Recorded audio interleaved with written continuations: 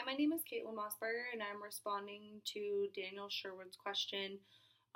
Basically, he was asking in regards to economic sanctions, in the current ones that are against Russia by the US, and then also just mentioned the previous ones in history, like the Cuba ones that were instituted by Kennedy in the Cold War.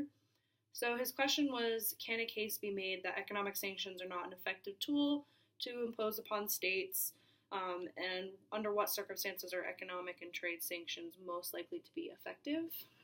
And I think that there can be a case depending on the individual state and their economic dependency on the person that is imposing the sanctions.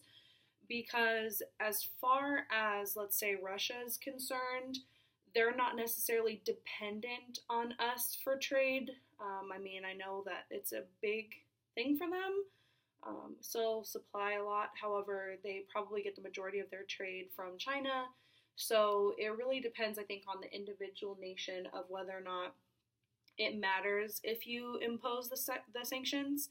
So I think the circumstance would have to be that the nation that is getting the sanctions placed upon them, they would have to be completely dependent or almost entirely dependent on the state that is imposing the sanctions. So it's really only going to be effective if it's actually economically devastating. Otherwise, it's not really going to have an effect because they can still have economic success elsewhere.